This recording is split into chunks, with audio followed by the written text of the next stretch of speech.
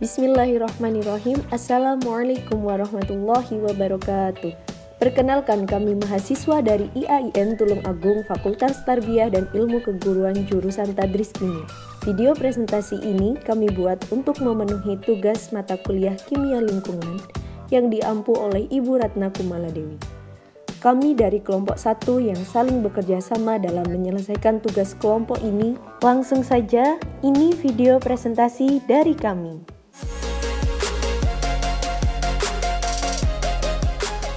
Oke, di sini bersama dengan saya Frisilia Novia Beliana Putri yang akan memandu video presentasi pada kesempatan kali ini. Sebelumnya perkenankan kami memperkenalkan diri anggota dari kelompok 1. Nama saya Frisilia Novia Beliana Putri dengan nomor induk mahasiswa 122121830057.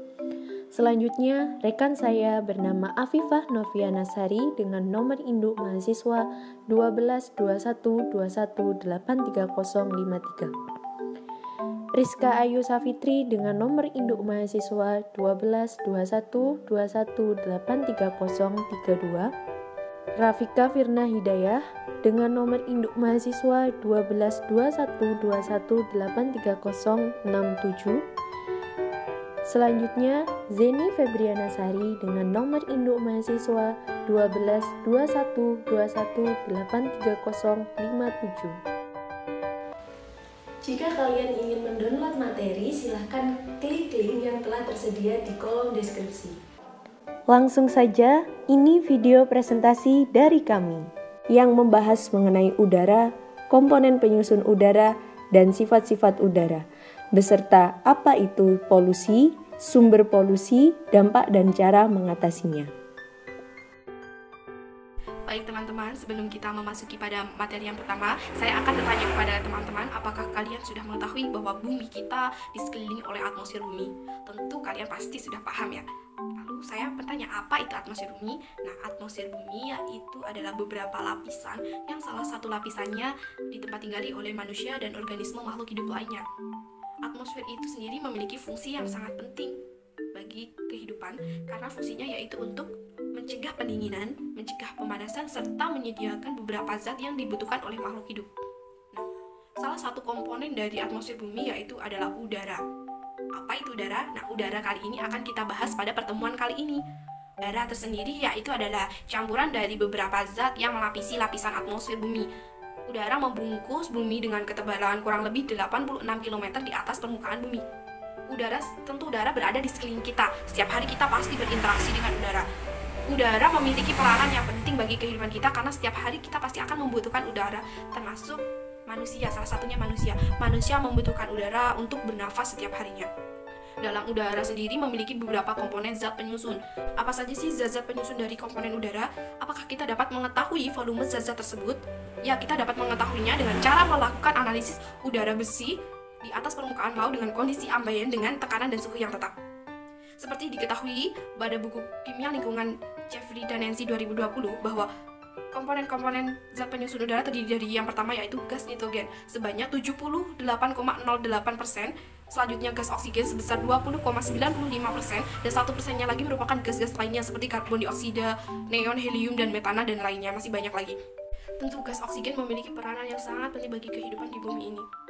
Karena seperti kita ketahui pada reaksi kimia yang melibatkan gas oksigen dapat menghasilkan energi yang sangat dibutuhkan oleh makhluk hidup. Namun pada kenyataannya kita ketahui bahwa gas oksigen yang di bumi ini hanya 20%. Dan yang paling banyak adalah nitrogen. Karena apa? Karena Allah sudah mengaturnya sesuai dengan kadarnya masing-masing, sesuai dengan kebutuhan makhluk hidupnya. Gas nitrogen paling banyak karena gas nitrogen adalah gas yang tidak berbahaya atau tidak mudah bereaksi. Dan sedangkan gas oksigen adalah gas yang sangat mudah bereaksi. Seperti dijelaskan pada buku Profesor Mikrobiologi Michel Denton pada bukunya Nature Disney mengatakan bahwa gas oksigen adalah gas yang paling mudah bereaksi. Apabila terjadi peningkatan gas oksigen, maka akan mudah terjadinya nyala api di bumi ini.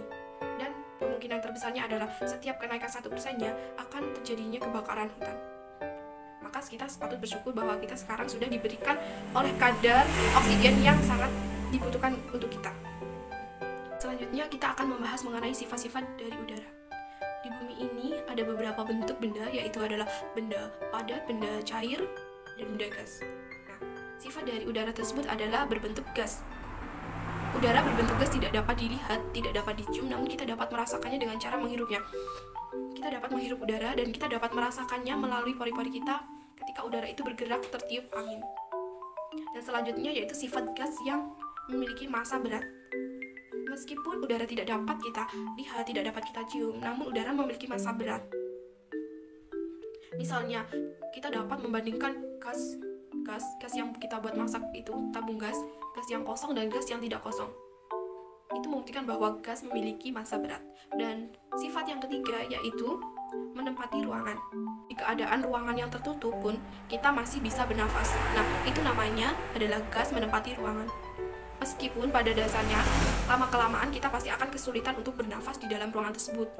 Itu bukan karena udara habis, namun dalam ruangan tersebut tidak ada terjadinya sirkulasi udara, sehingga gas oksigen yang kita hirup dan kita keluarkan gas karbon dioksida, maka lama-lama kita akan kehabisan oksigen.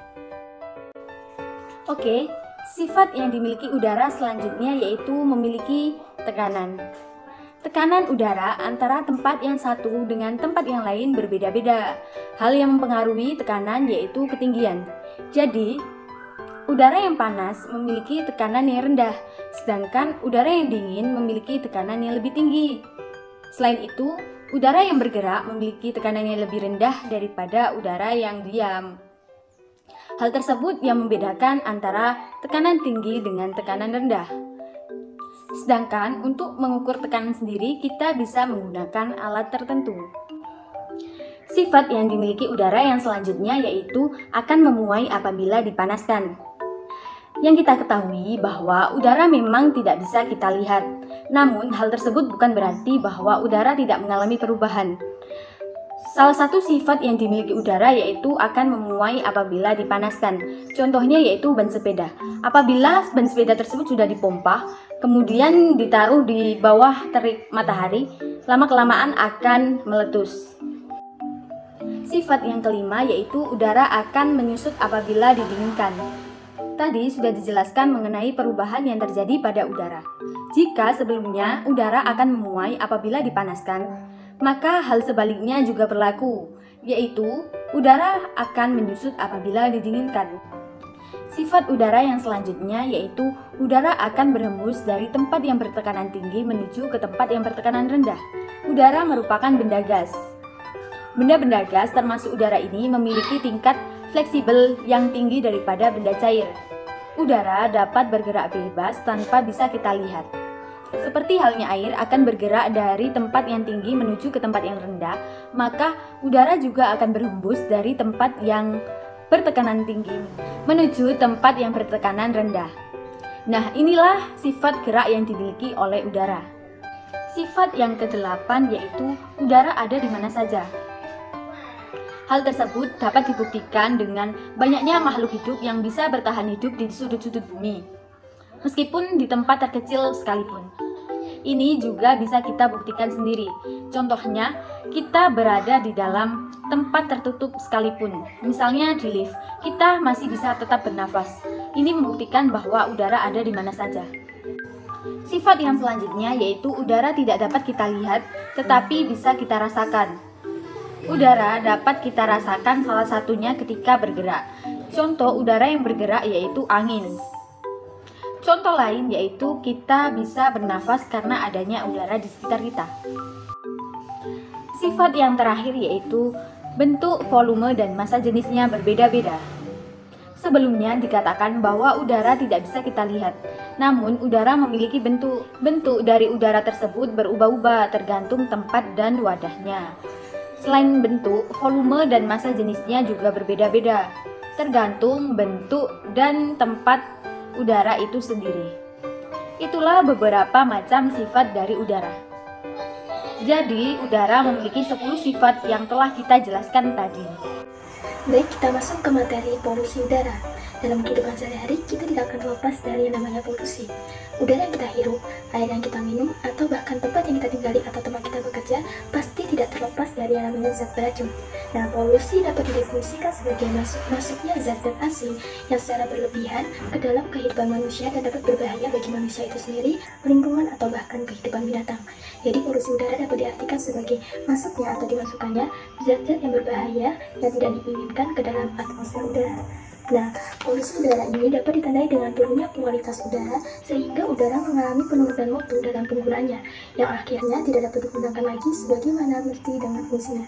Nah, polutan udara ini dapat berupa bentuk gas atau partikulat-partikulat yang pada umumnya merupakan hasil dari berbagai aktivitas perkotaan dan juga industri. Nah, bahan-bahan dari hasil kegiatan tersebut akan menjadi polutan jika konsentrasinya tinggi, sehingga proses penghilangannya akan lebih lama dan cenderung lambat dibandingkan dengan proses pembentukannya. Lalu, berasal dari mana sih polusi udara tersebut? Nah, kita akan belajar di sumber polusi udara. Nah, berdasarkan sumbernya, polusi udara dibedakan menjadi dua, yaitu ada sumber alami dan juga sumber buatan. Untuk sumber alami ini, yaitu di mana zat pencemar udara berasal dari proses atau fenomena alam. Nah, contohnya yaitu gas dan debu-debu yang berasal dari letusan gunung berapi, atau juga bisa berasal dari debu-debu yang berterbangan akibat tiupan angin, dan juga asap kebakaran hutan, dan masih banyak lagi. Nah, yang kedua itu ada sumber buatan, di mana sumber buatan ini berasal dari aktivitas manusia atau antropogenik, atau kita sebut juga dengan hasil dari ulah manusia itu sendiri. Contohnya apa saja? Nah, contohnya itu ada asap kendaraan, udara kotor dari cabang pabrik akibat kegiatan industri, dan juga ada pembakaran bahan bakar fosil, dan masih banyak lagi juga. Nah, zat pencemar udara berdasarkan sifat kimiawinya dibedakan lagi menjadi dua. Ada zat pencemar primer dan zat pencemar sekunder. Nah, zat pencemar primer ini di mana zat pencemar yang akan tetap berada dalam bentuk kimiawi asli setelah zat tersebut diemisikan dari sumbernya, sehingga menyebabkan konsentrasinya meningkat dan sangat membahayakan bagi manusia. Contohnya yaitu karbon monoksida, karbon dioksida, sulfur dioksida, klorofluorokarbon, dan lain-lain. Nah, yang kedua itu ada zat pencemar sekunder, di mana zat pencemar udara yang akan berubah bentuk kimiawinya berbeda dengan bentuk asli saat diemisikan. Contohnya yaitu misalnya terjadinya lapisan ozon yang berasal dari hidrokarbon dan nitrogen dioksida. Kemudian ada lagi yaitu terjadinya hujan asap. Selanjutnya kita akan bahas satu persatu jenis polutan udara dan juga sumber-sumbernya. Nah, yang pertama kita akan berkenalan dengan oksida sulfur, di mana oksida sulfur ini dibedakan lagi menjadi dua, yaitu ada sulfur dioksida dan sulfur trioksida, di mana ciri-cirinya yaitu gas tidak berwarna, mempunyai bau yang tajam, dan tidak mudah terbakar di udara.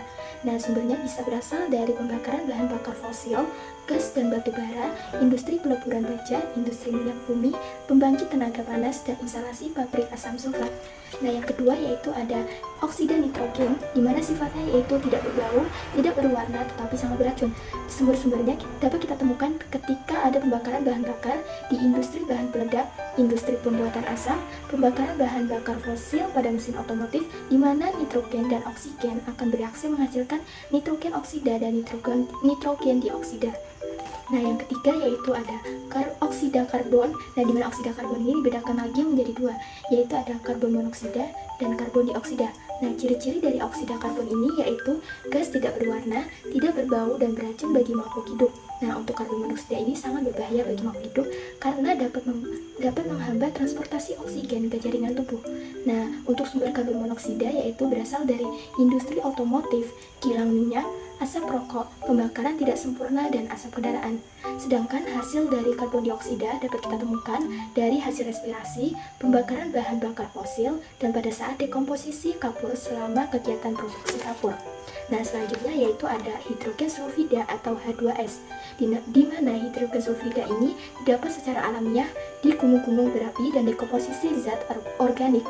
Ya, emisi hidrogen sulfida didapat pada industri minyak bumi, kilang minyak, kertas, kulit, dan terutama pada industri-industri yang memproduksi gas sebagai bahan bakar. Nah, hidrogen sulfida ini sering didapatkan pada sumur-sumur, saluran air buangan yang biasanya ditemukan bersama metana dan CO atau karbon monoksida. Nah, selanjutnya itu ada hidrokarbon, di mana hidrokarbon ini didapatkan dari proses industri yang diemisikan ke udara. Contohnya itu berasal dari industri-industri di mana ada industri plastik, industri resin, pigmen, zat warna, pestisida, dan pemrosesan karet. Kemudian ada lagi sumber hidrokarbon, yaitu dapat pula berasal dari sarana transportasi. Nah, untuk sumber-sumber alaminya terutama berasal dari proses biologi aktivitas geotermal dan proses dekomposisi bahan organik pada permukaan tanah. Nah, untuk kegiatan pembuangan sampah dan juga kebakaran hutan maupun aktivitas manusia mempunyai peranan yang sangat besar dalam produksi gas hidrokarbon. Nah, kemudian ada lagi yaitu oksidan fotokimia, di mana oksidan fotokimia ini terbentuk selama proses reaksi fotokimia atau disebut juga dengan oksidan. Nah, oksidan ini didefinisikan sebagai substansi atmosfer yang memiliki potensi mengoksidasi lebih besar dari oksigen. Nah, berdasarkan pendapat beberapa ahli, oksida karbon, oksida nitrogen, oksida sulfur, dan juga hidrokarbon yang diemisikan ke atmosfer melalui proses pembakaran dapat bereaksi secara kimiawi yang akan menghasilkan senyawa kontaminan lain yang sifatnya berbeda-beda. Nah, kemudian ada lagi yaitu jenis polutan udara berupa partikulat, di mana partikulat adalah zat padat atau cair yang halus dan tersuspensi di udara. Sumber-sumbernya bisa berasal dari aktivitas-aktivitas di kehidupan sehari-hari yang menghasilkan misalnya ada embun, debu, asap, uap, dan asap kabut. Poin selanjutnya, saya akan menyampaikan mengenai dampak dari polusi udara. Untuk zat yang pertama yaitu zat oksida sulfur dengan rumus molekul SOX, di mana pembakaran dari bahan bakar fosil, gas, dan batu bara yang mengandung sulfur tinggi dapat menghasilkan gas SO2 yang bersifat iritan bagi kulit dan selaput lendir kita. Dalam kadar yang rendah, tetapi terjadi pemaparan secara berulang kali, maka iritasi selaput lendir dapat menyebabkan terjadinya hiperplasia dan metaplasia pada sel-sel epitel yang dapat berubah menjadi kanker. Pengaruh dari SO2 yang berupa padatan juga tampak pada tumbuhan, utamanya pada bagian daun yang menjadi putih dan terjadi nekrosis. Daun yang hijau dapat berubah menjadi kuning atau terdapat bercak putih. Dampak selanjutnya yaitu dapat terjadi pada gedung atau benda-benda lainnya. SO2 dapat membentuk H2SO4 yang sangat korosif yang menyebabkan terjadi kerusakan pada suatu bangunan gedung tersebut. Selanjutnya, poin yang kedua yaitu zat oksida nitrogen dengan rumus molekul NOx. Nitrogen monoksida atau NO berasal dari pembakaran bahan bakar, industri bahan peledak, dan industri pembuatan asam. Nitrogen monoksida itu merupakan gas yang tidak berwarna dan tidak berbau, tetapi sebaliknya, NO2 berwarna coklat kemerahan dan berbau tajam. Contohnya pada kabut merah di sekitar jalan raya dan lokasi yang sangat padat dapat menyebabkan iritasi. Mengapa? Karena terdapat NO2 pada kabut merah tersebut. Di mana diketahui bahwa konsentrasi NO2 yang tinggi pada tanaman juga dapat menyebabkan kerusakan pada daun sehingga menghambat proses fotosintesis. NO2 dapat menyebabkan iritasi pada paru-paru dan menyebabkan penyakit pernapasan akut pada anak-anak. Juga dapat meracuni sistem jaringan tubuh serta berbahaya pada barang yang berbahan tekstil dan logam, karena NO2 itu berperan dalam pembentukan asap atau kabut merah tadi. Poin yang ketiga yaitu oksida karbon dengan rumus molekul COX. Diketahui bahwa CO merupakan gas tidak berwarna dan tidak berbau. Sangat beracun bagi makhluk hidup karena dapat menghambat transportasi oksigen ke dalam jaringan tubuh kita. CO dihasilkan dari pembakaran yang tidak sempurna, seperti industri otomotif, kilang minyak, asap rokok, dan lain sebagainya. Efek bagi kesehatan sendiri yaitu dapat mengurangi kemampuan darah dalam mengangkut oksigen, sehingga dampaknya adalah darah kekurangan oksigen dalam jumlah yang besar dapat menyebabkan pingsan bahkan kematian. Nah, selanjutnya bagi wanita hamil yang merokok, CO dapat menyebabkan kelahiran prematur, keguguran, dan bayi cacat. Poin yang keempat yaitu hidrogen sulfida. Rumus molekulnya HES. Hidrogen sulfida adalah gas yang berbau seperti telur busuk. Gas ini bersifat sangat iritan bagi paru-paru dan tergolong dalam aspiksian karena dapat melumpuhkan pusat pernafasan hingga kematian karena lumpuhnya saluran pernapasan kita. Hidrogen sulfida sendiri juga bersifat korosif terhadap metal dan dapat menghitamkan berbagai material. Gejala yang timbul akibat hidrogen sulfida berupa batuk-batuk, kehilangan kemampuan membau, sesak napas, iritasi selaput lendir mata, muntah, dan pusing-pusing. Poin yang kelima yaitu hidrokarbon atau CH. Hidrokarbon merupakan senyawa organik, tetapi dia juga dapat mencemarkan udara. Hidrokarbon berasal dari proses industri yang kemudian menjadi sumber fotokimia dari ozon. Adanya hidrokarbon di udara dapat bereaksi dengan bahan-bahan lain yang akan membentuk polisilik aromatik hidrokarbon atau disingkat PAH. PAH ini masuk dalam paru-paru, akan menimbulkan luka dan merangsang sel-sel kanker, serta dapat merusak jaringan tumbuhan dan daun, bunga, serta ranting. Poin yang keenam yaitu oksidan fotokimia. Masalah pencemaran udara yang berhubungan dengan oksida nitrogen timbul jika terjadi radiasi ultraviolet dari sinar matahari yang menyebabkan reaksi dengan hidrokarbon membentuk senyawa kompleks yang dapat menimbulkan polutan baru. Campuran tersebut termasuk ozon dan sejumlah senyawa menyerupai gas air mata, sehingga ketika disemprotkan itu menyebabkan mata kita menjadi pedih dan dapat merusak tanaman yang terkena gas tersebut. Dan poin yang terakhir yaitu partikulat. Pengaruh partikulat seperti debu yang berbentuk padat maupun cair yang berada di udara sangat bergantung pada ukurannya. Pada umumnya, ukuran partikulat debu yang dapat masuk ke dalam tubuh kita atau ke dalam paru-paru kita itu berukuran sekitar 5 mikron dan mengendap di alveoli. Partikulat yang lebih besar juga dapat mengganggu saluran pernapasan bagian atas dan menyebabkan iritasi. Selanjutnya yaitu cara mencegah polusi udara. Langkah-langkah yang umum dilakukan untuk mencegah polusi udara antara lain gas buangan dari mobil atau kendaraan bermotor dapat diminimalkan dengan katalis. Selanjutnya, dengan cara penggunaan cerobong asap atau chimney. Asap sendiri dapat dihilangkan menggunakan elektrostatik presipitator kotrel. Dan yang paling umum dilakukan oleh orang-orang yaitu penanaman pohon. Untuk memaksimalkan pencegahan polusi udara, maka kita harus mengetahui sifat dan sumber polusi udara tersebut. Sistem pencegahannya dapat dilakukan dengan dua cara, yaitu pencegahan polusi udara yang berbentuk partikulat atau debu, dan pencegahan polusi udara yang berbentuk gas. Yang pertama yaitu pencegahan polusi udara yang berbentuk partikulat atau debu. Dengan cara A. Scrubbing atau membersihkan, yaitu mempergunakan cairan untuk membersihkan polutan. Alat scrubbing dapat berupa plat, masif, fibrous, dan spray. Yang B. Ada filter, dapat digunakan untuk menangkap polutan partikel pada permukaan filter. Filter dapat dikombinasikan dengan pembersihan gas dan filter polutan partikel. Yang C. Ada presipitasi elektrostatik. Cara kerjanya yaitu polutan dialirkan di antara plat yang diberi aliran listrik sehingga presipitator yang akan mempresipitasikan polutan partikel dan ditampung di dalam kolektor. Pada bagian lain akan keluar udara yang telah dibersihkan. Yang D. Ada kolektor mekanis. Cara kerjanya yaitu menggunakan tenaga gravitasi dan tenaga kinetis atau kombinasi keduanya untuk mengendapkan partikel. Sebagai kolektor dipergunakan gaya sentripetal yang memakai siklon. Yang E yaitu program langit biru, merupakan program untuk mengurangi pencemaran udara, baik pencemaran udara yang bergerak maupun stasioner. Contohnya yaitu mengganti bahan bakar kendaraan yang ramah lingkungan. Selanjutnya, kita harus mengedukasi untuk penanaman pohon, karena pohon dapat menyerap karbon dioksida dan dapat menghasilkan oksigen yang sangat dibutuhkan oleh makhluk hidup. Selain itu, kita sendiri harus membiasakan diri untuk mengkonsumsi makanan yang berserat tinggi, karena serat makanan dapat menetralkan zat pencemar dan mengurangi penyerapan logam berat melalui sistem pencernaan kita. Pemerintah juga hendaknya berkomitmen terhadap mengganti bensin yang mengandung timbal dengan bensin tanpa timbal. Yang kedua, ada pencegahan polusi udara yang berbentuk gas. Cara yang pertama, A. Absorpsi atau penyerapan, yaitu melakukan pelarutan yang baik untuk memisahkan polutan gas dengan konsentrasi yang cukup tinggi. Absorben yang biasa dilakukan adalah air. Yang B. Ada adsorpsi atau penarikan, yaitu mempergunakan kekuatan tarik-menarik antara molekul polutan dan zat adsorben. Dalam proses adsorpsi, dapat dipergunakan bahan padat yang dapat menyerap polusi. Tipe adsorben antara lain karbon aktif dan silikat. Selanjutnya C. Kondensasi atau pengembunan. Dilakukan agar polutan gas diarahkan mencapai titik kondensasi, terutama dikerjakan pada polutan gas yang bertitik kondensasi tinggi dan penguapan yang rendah, contohnya pada hidrokarbon dan gas organik. Yang terakhir ada reaksi kimia, dipergunakan pada emisi golongan nitrogen dan belerang.